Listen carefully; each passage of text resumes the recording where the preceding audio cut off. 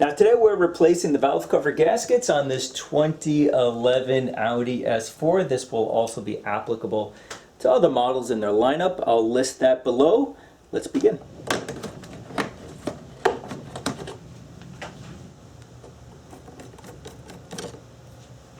There's a little clamp that holds this in. Now be gentle with this because you actually have two clips here. One at the 12, one at the 6. There we go.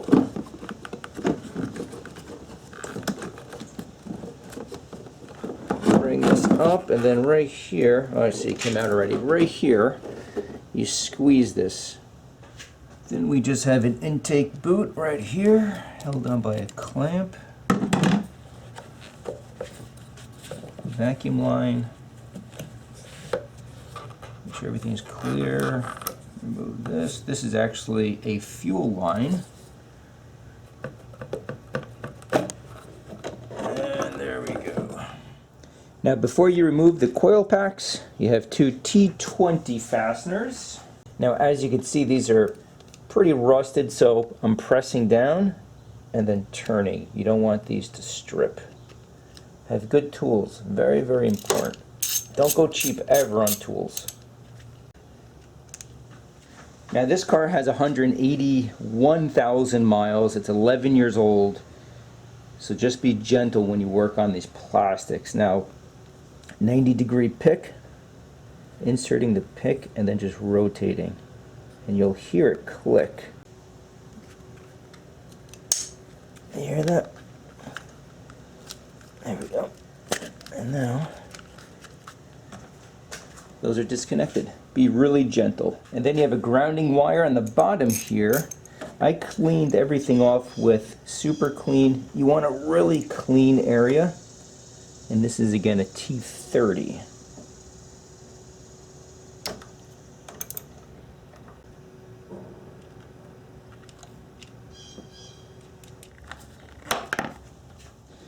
So as you can see here, there's not a lot of slack, but if you follow this wire loom, it splits off into two, going to two separate sensors. So I need to disconnect these. To do that, right here you have this plastic tab, just grabbing a pick and pushing up. Okay, same with the other sensor or the other harness connector. Just press up. There we go. And gently pull up. Okay, and then we have this metal plate that covers the high pressure fuel line. I'm going to remove it so I can free this up. Also a good time for me to sand this down, paint it, and get this in good condition once again. This is just some liquid wrench. This is a 10mm.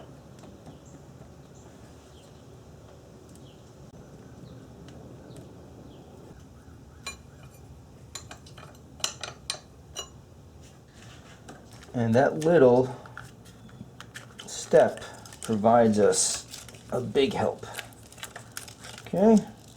Now you may be tempted to remove what seems to be a vacuum line. This is actually a low pressure fuel line. Sent it to the high pressure fuel pump.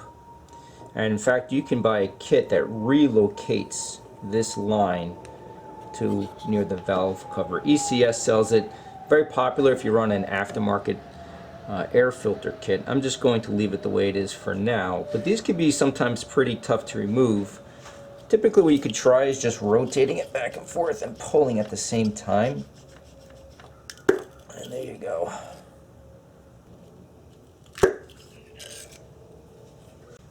Now I will keep these in order on the bench. I don't want to mix up the cylinders. There we go. Sometimes these boots can rip, so just inspect it. You may realize that I've already removed the plastic crankcase breather hoses. Now if you need a guide on how to do this, I just uploaded a video. I'll include a link for that video in the description box below. Very easy to follow. It was not hard to remove them. However, if it makes you nervous, there is a flip side. The flip side is you remove the fasteners. Once you have it off the cylinder head, rotate it 180 degrees. And then you can clean off the valve cover, you can clean off the cylinder head, and then reinstall everything. Right here is the coolant reservoir bottle. I need to remove this to get better access. So I'm going to drain the tank. Now you may be worried regarding bleeding this system. I don't think we'll have to, but this will be a test. This will be a guide, in other words. What we're going to do is drain it, remove it, reinstall it, add fresh coolant, we'll start the car, and we'll keep an eye on the temperature. If it starts to rise, then we will bleed the system. I'll talk more about that if it's required. But at this point, let's just drain it, remove it, and keep on going here. So a very basic hand pump, and as usual, I'll have a list of the tools used in the description box below.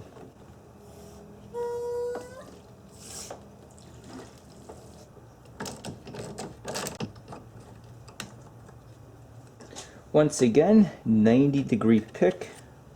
Push this up. Okay. Placing my left hand underneath, my right on top, and slowly push it out from its mount.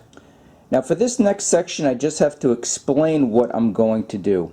On the bottom, at the 6 o'clock position there, we have an electrical connector. And then we find a hose very similar to this one on top. Pop up the clamp and remove the hose. Now, I don't want all of the coolant to come out. So I have to look up what this is called. If you have a pool, you know precisely what this is. But ultimately, I'm going to insert this into the hose, and this other end you rotate, and this expands the other end. And that will prevent any coolant from, or as much coolant as possible from leaking out. I'll find out the name of this and list it in the description box below.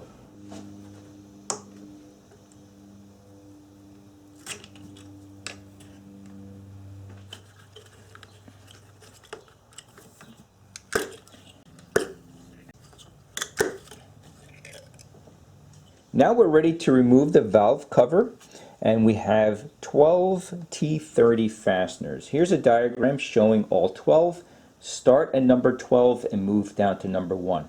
Now regarding fastener number 10, as you can see, there's just no working room. I cannot fit in my socket. It's too long. So what you'll need is a ratcheting screwdriver, something like this. This makes all the difference. Okay, I'll have a link, of course, as always, if you do need something like this, in the description box below, and then we can get this off. And number 10 we can do together. Just insert your T30 bit. Look how cool this thing is. I'll do my best to get this on camera. I'm not sure if you guys can see this. And there we go. Now at first I thought these were metal. They're plastic. These are plastic valve covers, so you have to be really, really careful.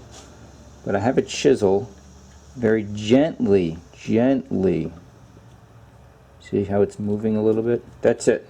I'm not doing any more than that. Plastic valve covers, I mean, come on. It's crazy. There we go. I cannot believe these are plastic, and this is 2011. What are they using on cars today? I mean, this is ridiculous. Plastic valve covers. But, okay, there it is. Driver's side, again, here's a diagram of the 12 fasteners. Number 12 is where you'll need, hold on, where you'll need your little ratcheting screwdriver. Okay? Now here's a quick tip if you're having trouble with fastener number 12. There's no working room, and these are quite tight. So what I used is a 12mm socket, 3/8 drive, with an extension. Place it over the end of the ratchet, and this little bit allowed me to break this fastener loose. Okay, so don't go crazy trying to break your fingers. Grab yourself a homemade extension. Okay, now removing the old gaskets are pretty easy. Again, just using a pick, gently inserting the pick into the valley of the valve cover. I'll just do one on camera, you don't need to see both. Okay, and just slowly remove the gasket. Okay, and then I'll just clean all of this up with a nice towel, make sure it's nice and clean. Now regarding the cylinder head surface, let me jump over to the car. As you can see, it's nice and clean. Essentially, you can do a lot of things here. You can use a Scotch-Brite pad. I used a 600 grit sandpaper block, and then clean everything off, something with like super clean, make sure it's really clean, and then we can reinstall everything. And if you're curious on the type of gasket, I'm just using the factory Audi gasket. If you want to go aftermarket, I've had good success over the years with Felpro, but again, completely up to you.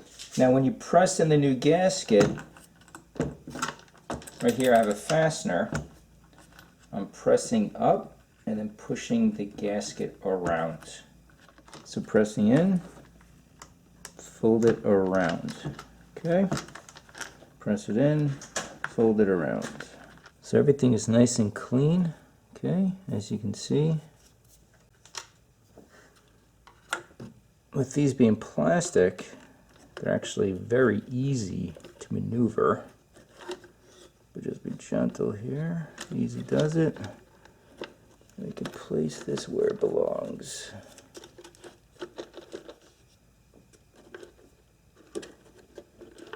Okay. So everything is wrapped up here on the driver's side. Here's the torque sequencing. Once again, start at number 1, go to number 12. In this case, it's 9 Newton meters. I just made it hand tight. That's approximately 12 foot-pounds. So you don't want to overdo it and either break the fastener or crack the valve cover. I'm going to do the passenger side off camera, reinstall the coil packs. We'll start it up, and let's see if we need to bleed the cooling system.